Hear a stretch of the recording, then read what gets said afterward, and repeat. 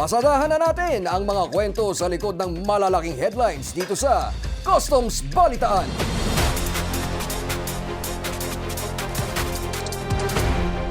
Walang patid at mas pinahigpit na seguridad. Ito ngayon ang banat ng Bureau of Customs laban sa mga sindikato ng droga. Ngayong buwan, sunod-sunod na nabulyaso ang iba't ibang mga modus ng pagpupuslit. Mula sa mga ketamine na itinago sa solar cables hanggang sa sabu na isinilid sa mga libro at bumbilya. Daan-daang milyong piso ang halaga ng mga nasabat na kontrabando. Narito ang report. Sa unang tingin, isang simpleng rolyo lang ng kable ang inilatag sa mesa sa harap ng mga opisyal ng Bureau of Customs nitong Lunes. Pero nang alisin ang nakapulupot na wire, tumambad ang 6 na plastic ng ketamine na nakasilid sa mismong gitna ng rolyo. As you can see, the suspected illegal drugs are really concealed as solar cable. Nasabat sa Port of Clark nitong nakaraang buwan ang naturang shipment na galing Netherlands at nakapangalan sa isang consignee sa Pasig City. Nabisto ang modus matapos maglabas ng intelligence report ang PIDEA na agad isinailalim sa canine sniff test at x-ray inspection bago tuluyang binuksan. Aabot sa 30.78 million pesos ang halaga ng ketamine na formal nang na-turn over sa PIDEA nitong Lunes.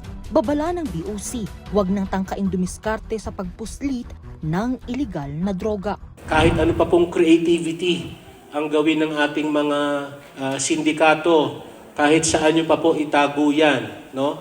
Mahuhuli at mahuhuli po yan. Wala ring lusot ang milyong-milyong halaga ng shabu sa iba't ibang parcel na pumasok sa Port of Clark. Naharang ng BOC ang 5 parcel na dumating mula March 30 hanggang April 8. Ang unang parcel, bagamat may laman ngang 2 air filter, gaya ng idiniklara, natagpo ang nakasilid sa loob ang 4 na pakete ng shabu. Kinabukasan, pumasok din ang isa pang parcel na idiniklara bilang textbooks at briefcase na may lamang ding iligal na droga. Naharang din ang 3 pang parcel na naglalaman umano ng mga dokumento at mga damit pero kontrabando pala ang laman. Halos 5 kilo ang nasabat na shabu sa mga ito na tinatayang nagkakalaga ng halos 34 na milyong piso. Pero mas malaking bulto ng shabu ang nasabat nitong Lunes sa NAIA Complex. Sa operasyon ng NAIA Interagency Drug Interdiction Task Group sa isang cargo warehouse, hinarang ang isang parcel na idiniklarang LED spotlights.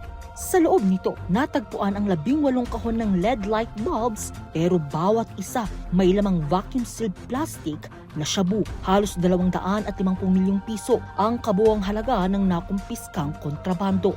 Agad namang ipinadala ang mga nasabat na iligal na droga sa PIDEA para sa pagsusuri at tamang disposisyon.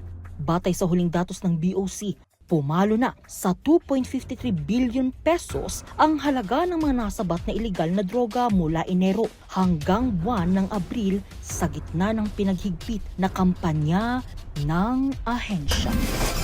Bilyong-bilyong piso ang halaga na ng droga ang bumagsak sa Bureau of Customs. Sa loob lang ng 4 na buwan, napigilan ng ahensya ang tangkang pagpupuslit ng mga iligal na kontrabando sa bansa. Narito ang report. Umabot na sa mahigit 2.5 billion pesos na halaga ng iligal na droga ang naharang ng BOC mula sa mahigit 214 na operasyon simula noong Enero hanggang Abril ng taong ito.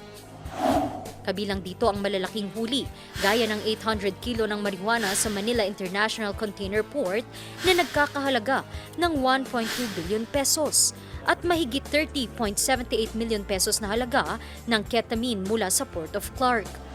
Nadiskubre rin ng mga otoridad ang iba't ibang modus operandi ng mga sindikato, gaya ng pagtatago ng ketamine sa loob ng mga cable spool, pagsisilid ng shabu sa mga railings o bakal ng mga container van, at paggamit ng mga parcel at balikbayan box na idineklarang personal effects mula sa USA.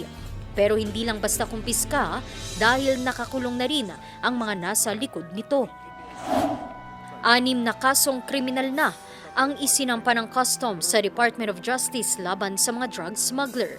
Ayon kay Customs Commissioner Ariel Nepomuceno, mas paiigtingin pa nila ang seguridad sa mga paliparan at daungan sa pamamagitan ng pagbili ng mga modernong X-ray machines na may AI capability para tiyaking walang makakalusot na droga. Pagdidiin pa ng BOC, hindi sila titigil hanggat hindi nagdurusa sa kulungan ang mga sindikatong nagtatangkang lumapastangan sa ating mga border.